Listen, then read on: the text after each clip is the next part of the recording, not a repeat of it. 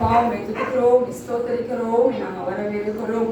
ஆவியானோட கரம் ஒரு விஷயம் எங்கள் மத்தியிலே கடந்து வந்து ஆளுகை செய்யட்டும். நீரை கடந்து வாங்க. இந்த 5வது வார்த்தை கூட நீர் ஆசீர்வதிப்பீராக. இயேசு கிறிஸ்துவோட ஜெபிக்க நல்ல பிதாவே. எடுத்துக்கொள்வோம். யோவானின் புஸ்தகம் 19ஆம் அதிகாரம் 28ஆம் வசனத்தை வாசிக்க கேட்போம். அதன் பின்பு எல்லாம் முடிந்தது என்று இயேசு அறிந்து வேத வாக்கியம் நிறைவேற்றத்தக்கதாக தாகமாய் இருக்கிறேன் என்றார். என்ன சொன்னாரா? தாகமா இருக்கிறேன் என்று சொன்னார் என்று வசனம் சொல்லப்படுகிறது. தாகம் அப்படின்னு சொல்லும் போது எல்லாரோட வாழ்க்கையிலும் அந்த தாகம் ஒரு முக்கியமான ஒரு தாகமா இருக்கு. இவ்வளவு நேரம் வந்து உட்காந்து தண்ணி குடிக்காத மட்டும் கை தூக்கணும் பார்ப்போம். பாதி என்னோனியாச்சு, நம்ம தண்ணி குடிச்சாச்சு. ஏன் அப்படின்னா இந்த தாகம் என்ன பண்ணுது நம்மளுக்கு? தொண்டைய நானும் ட்ரை பண்ணி பார்த்தேன், சரி தண்ணி குடிக்காம இருந்துடலான்னு பார்த்தேன். ஆனால் நானும் கொஞ்சம் என்ன பண்ணியாச்சு, தண்ணி குடிச்சாச்சு. ஆண்டவர் 6 மணி நேரம் அந்த சிலுவையில் தொங்கும் போது அவர் எப்படிப்பட்டவராய் அவர் காணப்பட்டிருப்பார். ஒரு சிக்க நம்ம யோசித்து பார்ப்போம். வெயிலா இருக்கட்டும், நம்மளோட சரீரத்தை சோர்வா இருக்கட்டும், தண்ணி ஒரு முக்கியமான ஒரு காரியமா இருக்கிறது. நம்ம சரீரத்தில் 60% தண்ணி என்ன பண்ணுது, அங்க இருந்து கொண்டே இருக்கிறதை நாம் பார்க்கிறோம். இந்த வேத வாக்கியம் தேவ சித்தம்.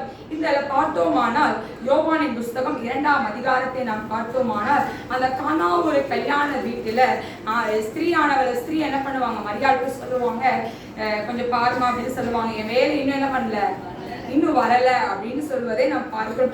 அவர் ஒவ்வொரு நொடியும் நேரத்தை அறிந்தவராய் காணப்பட்டார். அவருடைய சித்தம் என்ன அப்படின்னு சொல்லி அவர் அறிந்தவராய் அவர் காணப்பட்டதை நாம் பார்க்கிறோம். இன்னைக்கு நம்மளும் அதே போலதான் ஆண்டோட சித்தம் என்னன்னு தெரிஞ்சா போதும், நம்ம அந்த உலகத்தை நம்ம ஜெயிக்க முடியும். ஆமென் சொல்லுங்களேன், ஆமென் சொல்லுவோமா?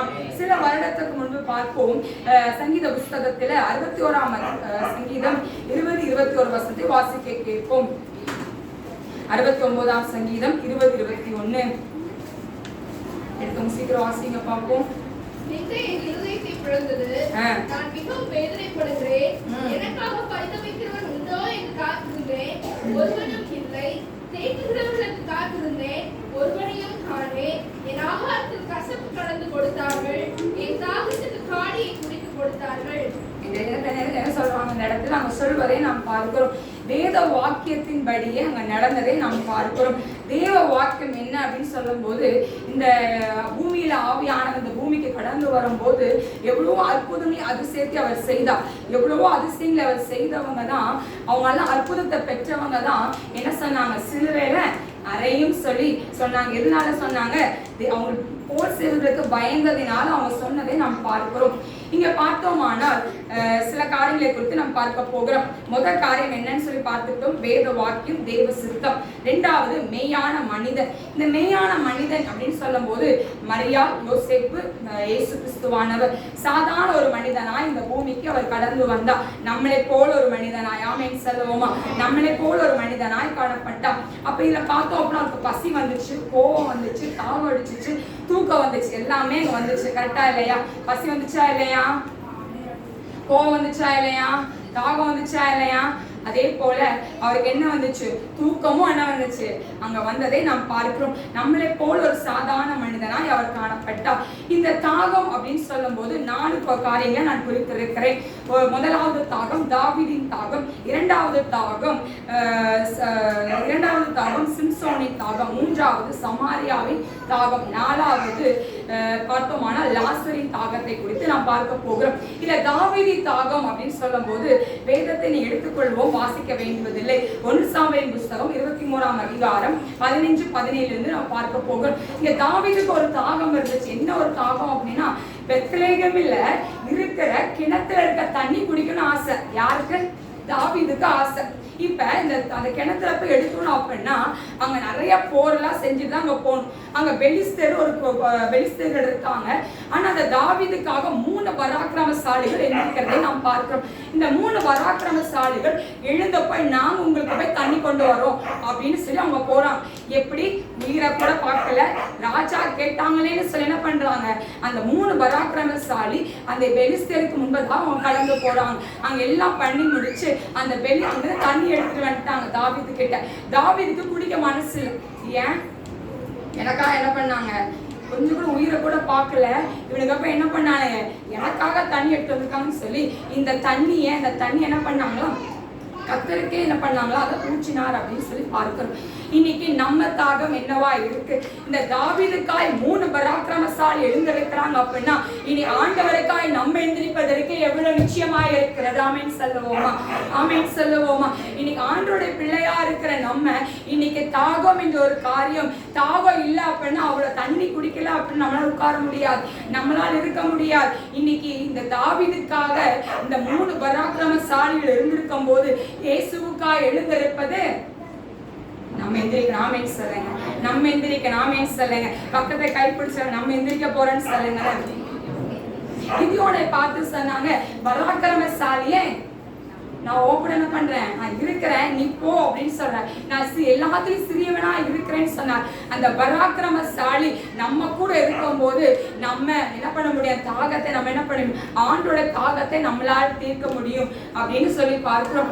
அடுத்த 2வது காரியம் பார்ப்போம்.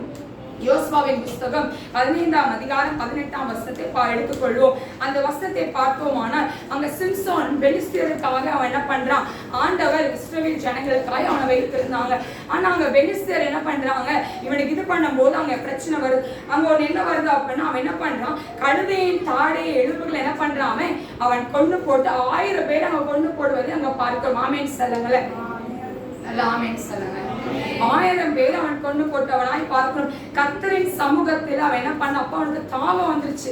அப்ப ஆண்டவர் என்ன பண்றாரு, பள்ளத்தை என்ன பண்றாராம், பிளக்கிறார். ஆமென் சொல்லுங்களேன். அந்த பள்ளத்தை அவன் மனுஷன்ட்ட கேட்கல, எனக்கு இதைத்தான் அதைத்தான் கேட்கல. மனுஷன்ட்ட எனக்கு தாகம் அடிக்குது, நான் 1000 பேரை கொண்டுட்டு எனக்கு தண்ணி தான் கேட்கல.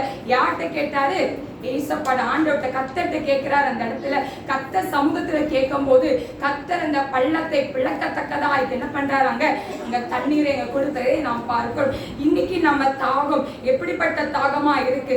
இன்னைக்கு நம்ம கண்ணு யாரை பார்த்துட்டு இருக்கு, மனுஷனை பார்க்குது. இங்க அன்பு கிடைக்குமா, அங்க அன்பு கிடைக்குமான்னு பார்க்கிறோம், கிடையாது. நம்ம கண்ணு மனுஷன் உதவி கிடைக்குமோ, இங்க உதவி கிடைக்குமோன்னு பார்க்காதீங்க. உங்க கண்ணு ஏன் ஆண்டவர் எனக்கு ஒத்தாசை அனுப்பி பர்வதங்களை உண்டு பண்ணின ஆண்டவர் இருக்கிறார் அப்படின்னா என் தேவைகளை அவர் சந்திப்பார். ஆமென் சொல்லுவோமா? ஆமென் சொல்லுவோமா? இன்னைக்கு ஆண்டவர் சர்வத்தை உருவாக்குனவரா இருந்தார் அப்படின்னா உங்க தாகத்தை அவரால் தீர்க்க முடியும். நீங்க மனுஷன்கிட்ட கேட்கறத முதல்ல நிறுத்திட்டு நீங்க ஆண்டவர்கிட்ட கேட்டு பாருங்க. சிம்சோனை போல நம்ம கேட்க ஆரம்பிப்போம். 3வது இந்த சமாரிய ஸ்திரீ கதை நம்ம எல்லாத்துக்கும் தெரியும். யோவான் 4ஆம் அதிகாரம் எல்லாத்துக்கும் தெரிஞ்ச ஒரு கதை. யோவான் 4ஆம் அதிகாரத்துல இவ ஒரு விபச்சார ஸ்திரீயா இருக்கிறா. யாரும் வராத இடத்து வராத நேரத்துக்கு தான் அந்த கிணத்துக்கு வருவா. எத்தனை மணிக்கு வருவா, எத்தனை மணிக்கு வருவா, என்ன தெரியாதா? எத்தனை மணிக்குமா வருவா? மதியானம் யாரும் இல்லாத நேரத்துல. சரி, என்ன வேலையா இருந்துச்சு? இப்ப அங்க மதியான வேலை அந்த கிணத்துக்கிட்ட ஆண்டு இருக்கிறார். இப்ப யோசித்து பார்ப்போம். இந்த கிணத்துல இருக்கும்போது ஏசப்பா என்ன சொல்ற, சீஷர்கிட்ட சொல்ற, போஜனம் பார்த்துட்டு போஜனம் வாங்கிட்டு வாங்கன்னு சொல்லி அனுப்பி விட்டுருவாரு ஏசப்பா சீஷர்ல. ஏசப்பா அந்த கிணத்துக்கிட்ட உட்கார்ந்துருப்பார். அப்ப இந்த சமாரிய ஸ்திரீ எல்லாராலும் ஒதுக்கப்பட்டவ, எல்லாராலும் நிந்திக்கப்பட்டவ. அவன் என்ன பண்ணுவான், ஆண்டு சன்னிதானத்துக்கு வருவா, அந்த தண்ணி எடுக்க வருவான். அப்ப ஆண்டவரை அவங்க பார்ப்பதை நாம் பார்க்கிறோம். இந்த கதை நம்ம எல்லாத்துக்கும் தெரியும். இப்ப ஆண்டு சொல்லுவாரு, நிறைய கதையை சொல்லுவார். நீ என்கிட்ட வந்த அப்படின்னா உனக்கு என்ன இருக்காது, தாகமே அடிக்காது அப்படி இப்படின்னு அவர் சொல்லுவதை நாம் பார்க்கிறோம். இன்னைக்கு நம்ம தாகம் என்னவா இருக்கு? இன்னைக்கு நம்ம தாகம் குடும்பத்தை நடத்தணும், குடும்பத்தை எப்படியாச்சும் கட்டி காப்பாற்றணும், வரப்புள்ள பிள்ளைங்களுக்கு என்ன பண்ணணும், நான் சொத்து சொகத்தை என்ன பண்ணி வச்சிடணும், சேர்த்து வச்சு. இதுதான் நம்ம தாகமா இருக்கு. ஆனா ஆண்டோட தாகம் அது கிடையாது. இந்த விபச்சார ஸ்திரீயை நான் தேர்ந்தெடுத்திருக்கேன்னு சொல்லி இன்னைக்கு யோசித்து பாருங்க. அந்த விபச்சார ஸ்திரீயை ஆண்டவர் பார்த்தார். அவ என்ன பண்றா, இவ அறிந்து கொண்டா, இவ யாருன்னு அறிந்து கொண்டா, இவ ஊருக்குள்ள போய் சொல்றா, நான் மேயான மேசியாவை பார்த்துட்டேன்ப்பா, ஒரு தீர்க்கதரிசியை பார்த்துட்டேன், ஒரு கிறிஸ்துவ பார்த்துட்டேன், என்னை பத்தி முற்றிலுமா அவர் சொல்றாரு, அவரை நான் பார்த்துட்டேன் அப்படின்னு சொல்றா. இப்ப அவங்க யாராச்சும் நம்புவாங்களா? என்ன பண்ணல, அவளை திட்டிருப்பாங்க, அவளை கேவலமா பேசியிருப்பாங்க. ஆனா அவ அதை என்ன பண்ணல, அவ பொருட்டே எடுத்துக்கல. அப்ப கூட போய் சொல்றா, ஏன் நான் உண்மையா சொல்றேன், நான் ஆண்டவரை பார்த்துட்டேன், ஆண்டவர் என் கூட இருக்காரு, அவர் எனக்கு சொல்லிட்டாரு, நான் கிறிஸ்துவ பார்த்துட்டேன், மேசியாவை பார்த்துட்டேன், தீர்க்கதரிசியை பார்த்துட்டேன், ஆண்டவரை பார்த்துட்டேன்னு சொல்லி அவ என்ன பண்றாவ அங்க சொல்வதை நாம் பார்க்கிறோம். இன்னைக்கு நம்ம தாகம் சுவிசேஷம் சொல்லுகிற தாகமா இருக்க வேண்டும். ஆமென் சொல்லுங்க. இன்னைக்கு ஆண்டவருடைய பிள்ளையா இருக்கிற நீங்களும் நானும் தாகத்தை நம்ம ஒரு உலக பிரகாரமா இருக்க தாகம், தண்ணி குடிச்சா தாகம் தீந்துரும் இல்லைன்னு சொல்ல. ஆனா ஆண்டோட தாகம் என்னவா இருந்தது அப்படின்னா, என் பிள்ளைகளை நான் கர்த்தருக்குள்ள கொண்டு வரணும், பரலோக ராஜ்யத்துக்கு அவங்களை எப்படியாச்சும் கொண்டு வரணும்னு சொல்லி அந்த தாகம் அவருக்குள்ள இருந்தது. இன்னைக்கு நீங்களும் நானும் கர்த்தர் பெற்ற நன்மையை மற்றவங்கள்ட்ட சொல்றோமா? கர்த்தரை பெற்ற நன்மை, கர்த்தர் நம்ம வாழ்க்கையில செய்த நன்மை, இன்னைக்கு நீங்க நிக்கிறேன் என்று சொல்லுகிறவங்க நீங்க. உங்களை ஆண்டவர் மரண விளிம்பிலிருந்து தூக்கி எடுத்த ஆண்டவரை நீங்க மற்றவங்களுக்கு சாட்சியா நீங்க சொல்லியிருக்கிறீங்களா? 4வது காரியம், லூக்காவின் புஸ்தகம் 17ஆம் அதிகாரத்துல அங்க லாசரு என்ற ஒரு மனிதனை நாம் பார்க்கிறோம். அங்க ஐஸ்வர்யவான் லாசரு என்ற ஒரு மனிதனை பார்க்கிறோம். இந்த லாசரு அந்த ஐஸ்வர்யவானோட வீட்டுக்கிட்டதான் படுத்து தூங்கிட்டு இருப்பார். ரொம்ப தரித்திரவான் அவன். இப்ப மரிச்சு போயிட்டாரு. இப்ப இவர் யார் மடியில இருக்காரு? இந்த லாசரு ஆபிரகாம் மடியில இருக்கிறார். ஆனா இந்த பணக்கார லாசரு, இந்த பணக்காரன் இவங்க இருக்கான், நரகத்துல இருக்கான். இவன் ஒரு வார்த்தை சொல்ற, வாசிப்போம். 19ஆம் வசனம் எடுத்து சீக்கிரம் வாசிங்க பார்ப்போம். அவனை நோக்கி, நீ எழுந்து போ, உன் விசுவாசம் உன்னை ரட்சித்தது என்றார்.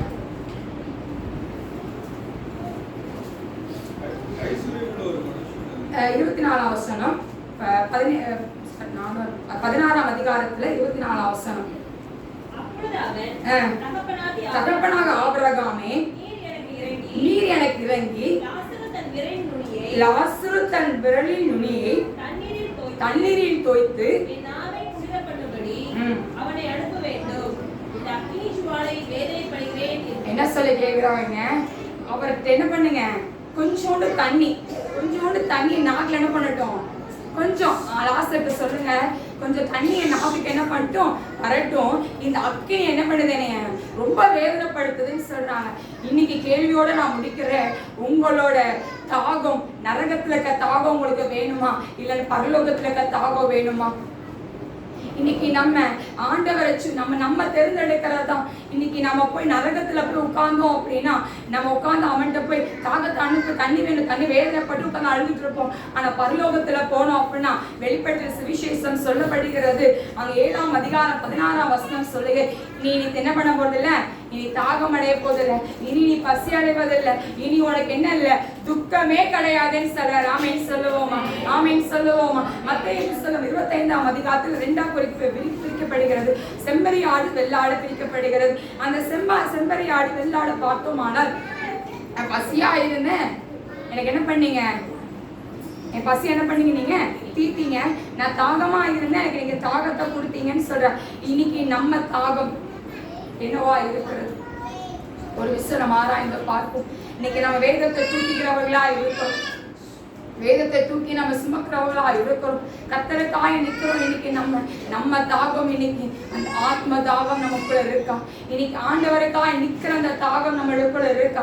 என் ஆண்டவருக்காக நான் என்ன வேணாலும் செய்வேன்ப்பா, அந்த தாகம் உங்களுக்குள்ள இருக்கா? இன்னைக்கு ஒரு விஷயம் நீங்க சிந்தித்து பாருங்க. ஆண்டவர் அந்த சிலுவையில் இருக்கும் போது அந்த காடியை அவர் கொடுக்கிறவர்களாய் காணப்படுகிறாங்க. ஃபர்ஸ்ட் டைம் ஒரு காடியை கொடுக்கும் போது அந்த வெள்ளை போல அந்த காடி அந்த தண்ணி குடிச்சோம் அப்படின்னா கொஞ்சம் வலி என்ன பண்ணுமா, கொஞ்சம் குறையும். அதுக்கப்புறம் இன்னும் கொஞ்சம் இன்னும் கொஞ்சம் தண்ணி பண்ண அது பண்ணோம் பார்த்தீங்கன்னா மதுபானம் கலந்த ஒரு விஷயமா கொடுக்குறாங்க. 3வது அது என்ன பண்றாங்க, அதை அவர் குடிக்கவே கிடையாது, அந்த தாகத்தை என்ன பண்ணல இது பண்ணவே இல்லை. இன்னைக்கு நீங்களும் நானும் எப்படிப்பட்ட தாகம் உள்ளவர்களா இருக்கிறோம்? இன்னைக்கு ஆண்டவருடைய பிள்ளையா இருக்கிற நீங்களும் நானும் எல்லா வருடமும் புனித வெளி வரும், எல்லா வருடமும் 7 வார்த்தையை நம்ம கேட்கிறவர்களா இருக்கிறோம். இன்னைக்கு நம்ம வாழ்க்கையை ஆண்டவர் ஒப்பு கொடுப்போமா? ஒரு விஷய தலைகளை தாழ்த்தி அப்பா துதிக்கிறோம், ஸ்தோத்திரிக்கிறோம், நாங்கள் வரவேற்கிறோம். இந்த 5வது வார்த்தையில அப்பா அந்த எங்களோட இடைப்பட்டதற்காக உமக்கு நன்றி. நீரை கூட இருந்து நீங்க ஆளுகை செய்யுங்க. துதி கன மகிமை உமக்கே நாங்கள் எடுக்கிறோம். இயேசு கிறிஸ்துவின் ஜெபிக்க நல்ல பிதாவே.